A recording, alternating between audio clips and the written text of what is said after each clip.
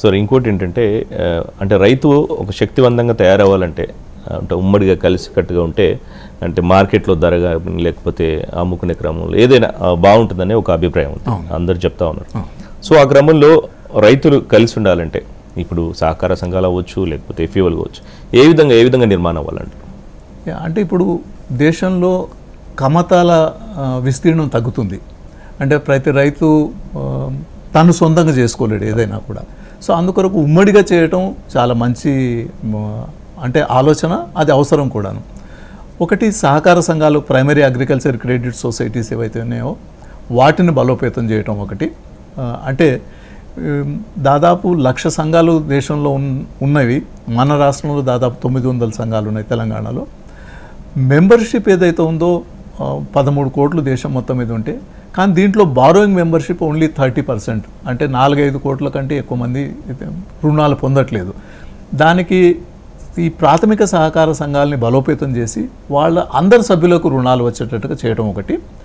రెండవది, సహకార సంఘాలు ఏవైతే ఉన్నాయో కేవలం రుణం కాకుండా మిగతా యాక్టివిటీస్, నాబార్డు ఒక స్కీమ్ తీసుకొచ్చింది, packs as multi service centres అని. అంటే బహుళ స్కీమ్స్ ఇంప్లిమెంట్ చేయాలి.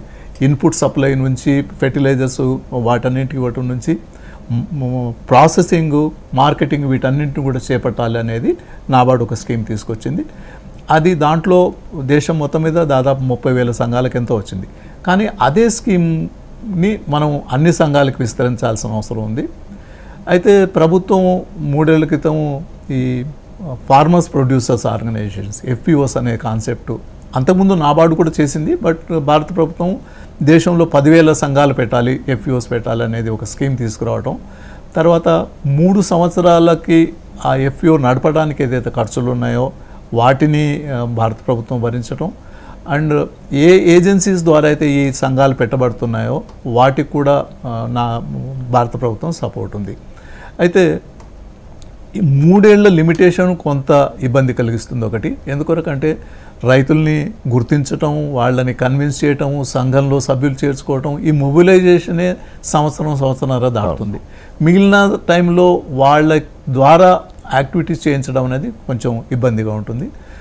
రెండవది, మేనేజ్మెంట్ అంటే అందరూ కొత్తగా చేరారు కాబట్టి వాళ్ళకి ఏ విధంగా నడుపుకోవాలనేది కూడా అవగాహన తక్కువగా ఉంటుంది. సో దాంట్లో కొన్ని ఇబ్బందులు ఉన్నాయి. ఇది కాకుండా ఎక్కువ సంఘాలు భారత ప్రభుత్వం నాబార్డు పాలసీల ప్రకారం కంపెనీ చట్టం కింద రిజిస్టర్ చేసుకోవడం జరిగింది. కంపెనీ చట్టం కింద కంప్లయన్సెస్ ఎక్కువగా ఉంటాయి, కంప్లయన్స్ కాస్ట్ ఎక్కువగా ఉంటుంది. సో బిజినెస్ చేయకుండా వాళ్ళ ఖర్చులు పెరిగిపోతాయి. సో అది ఒక సమస్య ఉంది.